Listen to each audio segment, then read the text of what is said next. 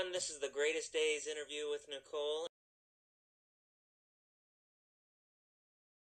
I'm so excited that you guys are here. I remember personally seeing you at Tiki No in Los Angeles. That's right. That's right. I remember crooning to you right in a booth. Yes.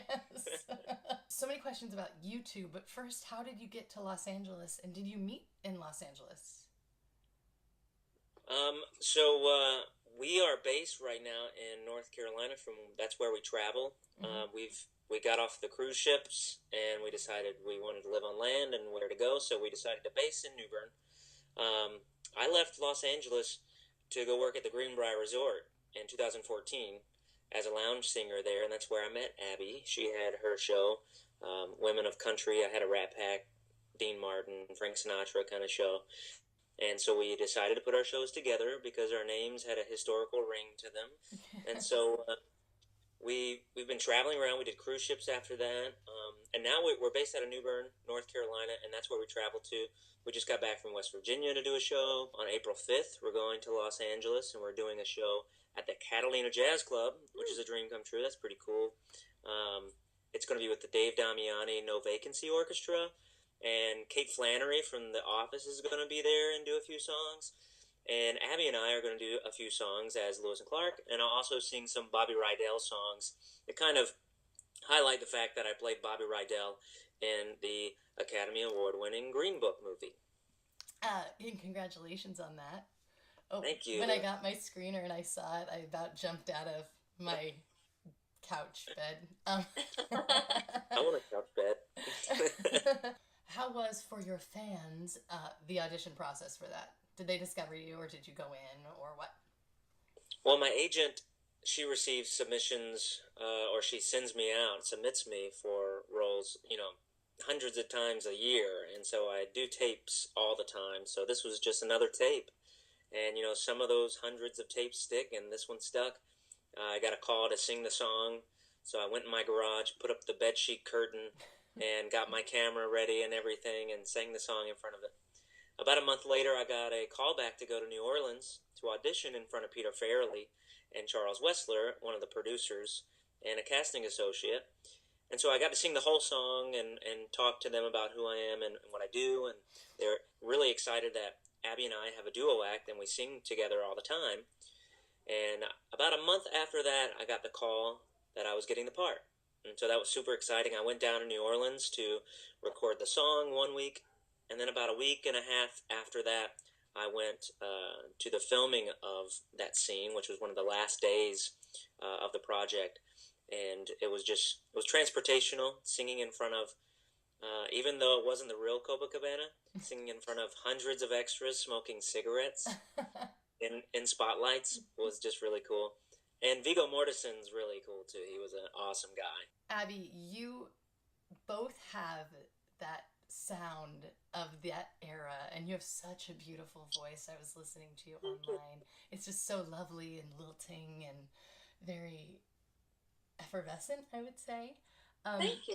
Have you both always had that type of sound to your voice, or did you cultivate it? Vaughn, I think, has always had it. He grew up with it a little bit more than I did.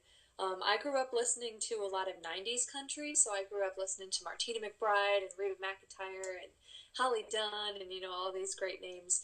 It really wasn't until college that I was introduced to the older stuff, when I really fell in love with Patsy Cline. And she's definitely the one that kind of took me deeper into that realm. And I just found that vocally it just kind of fit with me. I felt like I really connected with it, both on an emotional level, and it just fit physically with me. And so that's really when I got into it. But Vaughn's been doing it since he was 7, probably singing with his grandparents, really I love the story of him at 16 at open mic night at some bar downtown New Bern in a suit and fedora singing Mac the Knife a cappella. I just love it. I could just picture it. I didn't know him then, but I can just picture it. What is then your target audience? Because it is an old-timey, it is an old-timey sound. Is it an old-timey crowd, or is it making a resurgence to the youngsters? I would have to say people like Michael Bublé, Postmodern Jukebox, Scary Pockets, those kind of vintage style of music has lent itself to this newer age of music. And we're always seeing, flashbacks in modern day music to other eras. So I think we started being described as kind of like a modern day Steve Lawrence and Eddie Gourmet. One of the reasons we were cast and hired to do Carnival Cruise Lines was because not only do we sing vintage songs, we were hired as a pop vintage duo. Not only do we sing vintage songs, but we also sing some contemporary songs with a vintage twist, if you will. So kind of like Postmodern Jukebox, but in duo style. Almost as if Steve and Eddie Gourmet started Postmodern Jukebox kind of thing. Do you want to sing something for me? God bless the day I found you. I want to stay around you. And so I beg you, let it be me. Can you just sing all the time to me? Can you just call me once a day at night and just sing me to sleep? We can set that up on a subscription basis. You know what? That actually might work for you. It's actually not a bad idea. We should look into that. We'd be up all night singing to people. You were both essentially soloists. How is it working as a duo? And is that where the love comes from? I think it's so much better that we're a duo because, there's lots of guys like me who like to sing jazz and that's okay. I feel like I am different from all those guys, but what makes me even more different is that I sing with her and that we harmonize and sing so well together. And she brightens me and I hope I brighten her. And we have this kind of balancing act where we are really a good team together. Yeah. I think it's a lot of fun because we cover more demographic that way. We meet a lot of couples who, the wife loves jazz and then the husband loves country, or so it kind of works. We just appeal to even more people this way, and it gives people just a little variation in what we do. Classic country to me is kind of like jazz with a twang, so it really fits right in with what he does. There are a couple songs where I get a little more twangy, but and that's just fun. But I think it just really appeals to more people and opens up our audience. It does. I mean, I have a lot more men willing to stick around with their wives at my shows because they get to watch and hear Abbey. So whereas before when it was just me and I was doing my kind of Sinatra, Dean Martin, Bublé kind of thing, I could see the looks on some of the guys' faces and they'd just be like, But I mean, there's a lot of guys who love my singing and love my music, and I really appreciate that. But there were a handful of guys with their wives who wanted them to stick around and listen to the music. Yeah. That I think now we've opened that door for more entertainment, a wider demographic that way. And we really enjoy that. I do a little bit of songwriting as well, so we have a few original songs that are out there. And so we just did a show at the Chuck Mathena Center in West Virginia. And one of my original songs we did with the big band, and it was so cool just to feel it. It almost felt like a Tom Jones kind of song, but our duo style. It was fun. Yeah, it was a lot of fun. Yeah. And that was called California to West Virginia, so it has some California, I guess, sense to it. Yeah. Yeah, but to play on that a little bit more, one of the greatest compliments I think that we get from people after a show is that they love watching us together. They say individually you guys are very talented, but watching you together is really something special. And I think that's what makes us different and what sets us apart is that we're not afraid to, sing to each other and have moments where we connect with just each other. And sometimes I just lose all concept of the show and the audience and get lost in him. And that's just fun for us. People always ask, do you ever get mad at each other? I said, yeah, but then we just have a show and we sing together, and then it's hard to be mad after that. You are essentially a traveling duo. I mean, so you're spending all your time together. How is that, and where are you? I know you're coming to LA, but I know you're going to the Alabama Downtown Music Festival. That's right. Yeah. So where are your stops, and what are those like for you, and how are the people, and tell me about it. So we were fortunate enough back in December to have met Dave Damiani and the No Vacancy Orchestra and to have met Landau Eugene Murphy Jr., who was one of America's Got Talent's winners.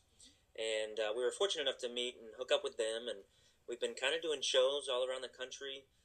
We were in Atlantic City around December. We were in West Virginia. We're going to California, to Los Angeles to do shows. We're constantly looking for venues too. Our booking agent is always making phone calls, trying to see if there's any venues that we could book or nonprofits we could partner with to maybe do a fundraiser, and so that, because we love to travel and we want the world to hear us and see us, and we also do a lot on the East Coast and format a lot of golf clubs and supper clubs and that kind of thing. Mm-hmm. Yeah, it's a lot of fun. It's funny how you said, you know, you guys essentially work and travel together all the time. I think that works so well for us because that's all we've ever known. You know, because we met performing together. We met at a job where we were singing together all the time. We were dancing together. We did like a waltz performance at this the resort where we worked. So we were dancing, we were singing, we were constantly doing different events together, and then we spent all of our free time together. So that's just kind of how we've always known it. So that works well for us, and it fits just slide. You know, we just slide right into the next thing. It's a lot of fun traveling around. We do a lot in eastern North Carolina right now. We're based in New Bern, but we're an hour away from, you know, the coast. So there's cities over on the coast where we go to perform. We go to Jacksonville, we go to Greenville. So kind of like a tri-county area, you know, that we really perform a lot around here. But then it's just a blast to take it a little farther every now and then and you know, go to California or go to Alabama and perform with these other guys that are just a blast to be around. So it's been great. What is something that you haven't done yet in your musical journey that you really want to do? I would say one of those is getting checked off in Los Angeles. I've always wanted to perform at the Catalina Jazz Club. He has. Ever since I moved to Los Angeles back in 2011 or 12, it was a goal of mine to perform there one day, and now it's happening. Yeah. So that's one thing. I think we'd love to find a venue in New York City, do a gig in New York City. I think would be really cool. We're both musical theater people at heart, and we both went to school for musical theater performance.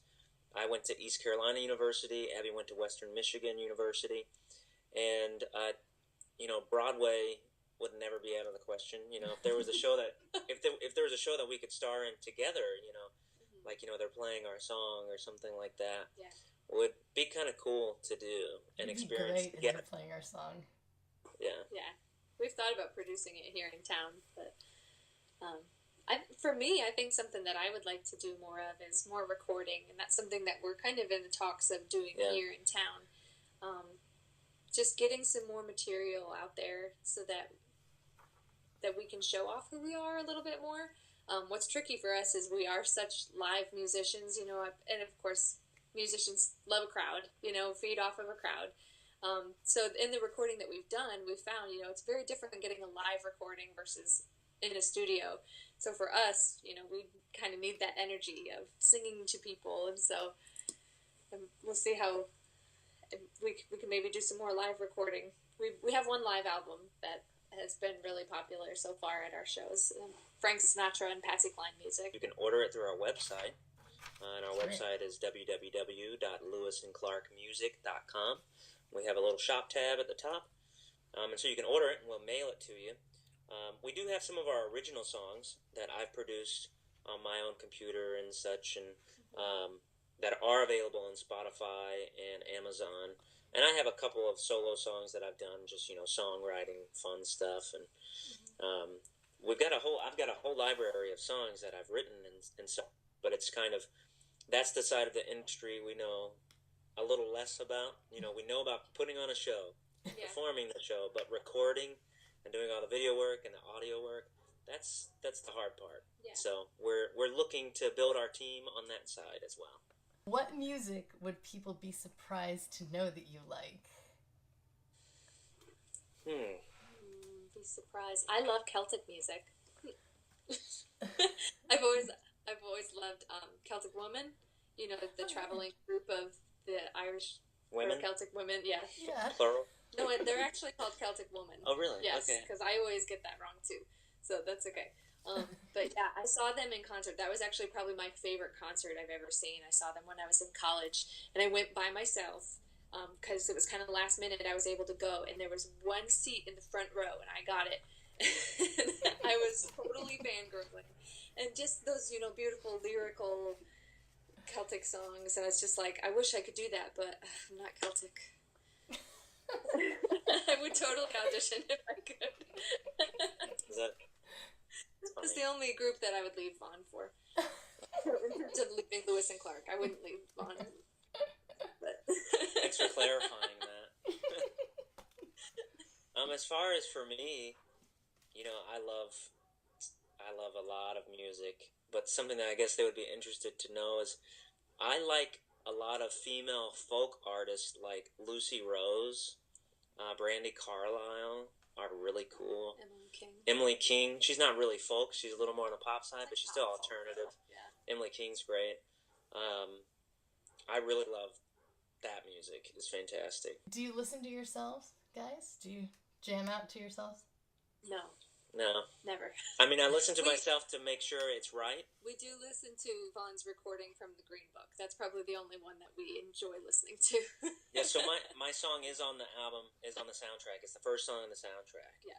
And they actually have a digital form or a CD form, or now they have available the vinyl form. And I've just ordered mine. It should be coming soon. Mm-hmm. And it's the first song on the soundtrack and in the movies. We are expanding our act. In July, we are expecting to add a third member to our duo and become a trio. We're having a little boy at the end of July.